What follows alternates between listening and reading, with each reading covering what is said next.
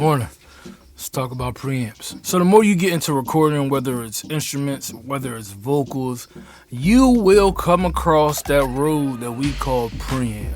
Your preamp holds a lot of power in your signal flow and can make or break whatever you're recording. A great mic pre just doesn't give you signal, but it can give you depth, it can give you warmth, it can give you brightness. There's a lot of things, a lot of tonality that a preamp can give you if you have the right preamp for what you're recording.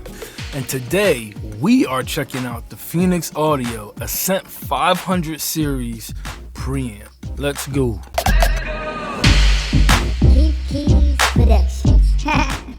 Hi everybody, I'm Keith. Welcome back to the channel. If you're new here, please hit the like button, subscribe, and the notification bell to get more videos like this. So, quick disclaimer before we get into this review. Phoenix Audio did send me over this product for review. They did not tell me what to say. They did not ask for 5 stars.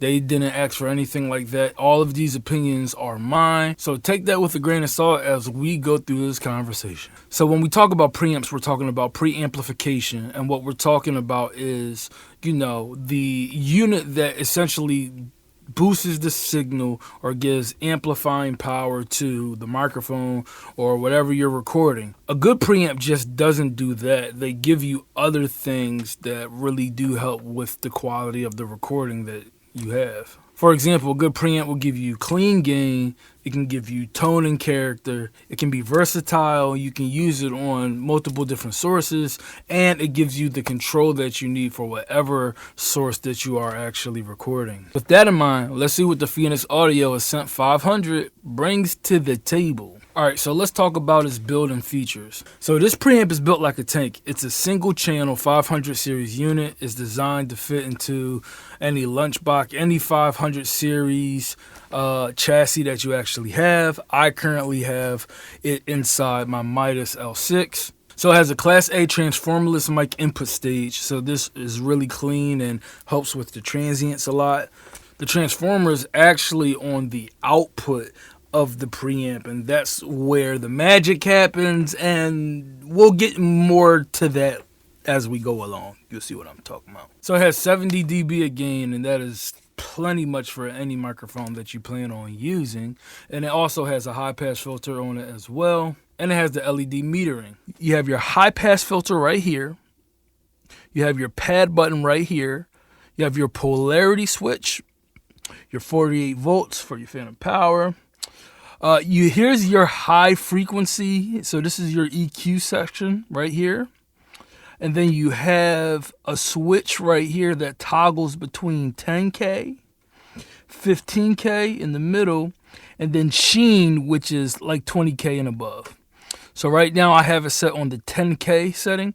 And throughout this whole video, you are hearing me speak through my Lawton Audio Clarion directly into the Phoenix Audio Ascent 500, and I'm going to be doing nothing in post but just level matching because we are going to be touching these switches so I can demonstrate some of the features of this unit. Then below that you have the output stage right here. So this is your actual output knob, and down here you have your input gain knob. So as far as the build quality goes, this unit is built very, very nicely. I love the texture of all the knobs. The switch isn't janky. It feels nice. The input gain is potted, and you can probably hear my volume changing as I'm talking. So it's a very great feeling unit. Once you have this unit in your hand, you can tell that it was actually built very well. It feels premium. It is not a cheap unit. It's not a cheaply made unit. It feels very, very good. You have your Phoenix Audio logo right here. So yeah, that's the build quality of it. And if you know anything about Phoenix Audio, their products are very well made. They all have similar design characteristics. So it's nothing that you don't already know. Of course, the high pass filter is stepped as well. The EQ is stepped as well. And the output level is stepped as well. So yeah, made pretty nicely. So for the most part, for me, I'm not a fan of using too many preamps that have EQs on it, just because I just like to commit to whatever the sound is up front and then just deal with EQ on the back end. However, I will say my experience with the EQ on this preamp has been super pleasing, and it actually gives a better sound than what I thought. So I really do like the EQ on this preamp. The preamp leans a little bit on the clean side. You can really get it really on the clean side if your gain structure is correct and if you are really dialing in the EQ, especially with the sheen setting. It really does open the sound up. It gives this nice airy top end for a source if you really need that. So it does lean on the clean side, but I will say this preamp can go from 0 to 100 real quick, and you can get saturation out of this preamp real quick. So I had this preamp for about 3 months, maybe 2 to 3 months, and I put it through 20 plus songs, lead vocal, background vocal, acoustic guitar, and there's just a whole bunch of other sources that I just threw it on just to kind of hear how it would sound. And for vocals, this preamp, like I said, is super clean, but you can definitely get some distortion out of it. It works very well for lead vocals, for things that you need to pop out of the mix. You can definitely use the EQ, and the EQ will get you out of the mix. And also for background vocals as well, kind of on the 10K setting for a lot of the music that I worked on. I usually honestly kept it mostly at the 10K setting, like a 10K bump just a little bit for a lot of the music that I worked on. And for background vocals, I kept it there and sometimes even turned it down a bit. This can get bright on you if you're not careful. So, yeah, but it's super versatile, and it definitely worked well on lead vocals and background vocals. Where it actually really surprised me at is recording acoustic guitar through this preamp. And it sounded amazing. I mean, it sounded so clean. You could just hear all the pickups. You could hear all the fingering. It really dove into the details of the acoustic guitar that I was actually recording. So that actually surprised me a lot. It actually, took me back, a bit how well that performed on that. So for me, it actually performed better on the acoustic guitar for me. I liked it better on the acoustic guitar more than I did like it on the vocals for me. But it sounds absolutely amazing. I usually run most of my vocals through my Neve Portico 511. Lost money, heartbreak. I've even lost my mama, that hurts. I hate to tell you, but sometimes. But one thing that'll never lose is the blood. Whoa, yeah, I lost money, heartbreak. I even lost my mama, that hurts. Okay, cool. So now let's talk about me using the preamp and kind of the thing that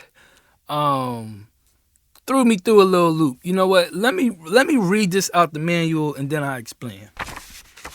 And it says, the Ascent 500 has a vertical row of LEDs to indicate level. These LEDs are connected to the output of the unit, not the mic pre section. This makes the LED's indication much more useful for setting up levels on the mic pre and to give you a clear view of what is being sent to external equipment. So basically what the manual is saying is the LED metering is set to the output level where the transformer is and not on the input stage, right? And kids, it's good to read. I found that out the hard way because what ends up happening is I have no problem with the actual transformer being on the output portion of it, but the metering, as I'm even talking now, you can see the metering is lighting up, right? That is for the output stage. So which means if you just know what you're doing, if you knew this beforehand, then it works out for you. But you could literally cook your audio and not know you're cooking your audio if you're not really paying attention and hearing it. So you could drive the input gain so much, and you probably just heard my voice jump up significantly. But the LED metering is not corresponding to the input gain, it's corresponding to the output. So if I turn the output down, the metering is going to change. And you probably can barely hear me or not. And I will try to level match this, but I want you to see it. So the output level is down and the metering is down with the output level. And my voice right now is probably being absolutely cooked on the inside, on the input stage, because I'm thinking recording, okay, cool. I'm good with levels. You know, I can get somebody shouting in here and we're good. Wrong. Now you see the metering jump up. So it's good to read. I found that out the hard way. But what I will say is this. After doing that unintentionally, I was able to create a lot of nice textured effects with the saturation of the clipping of the actual transformer that was taking place. So I actually enjoyed that a bit. But you just want to know that beforehand, because you will cook your audio real quick and you can swear that you're good level wise, and you're not. So I totally love the transformer on the output stage.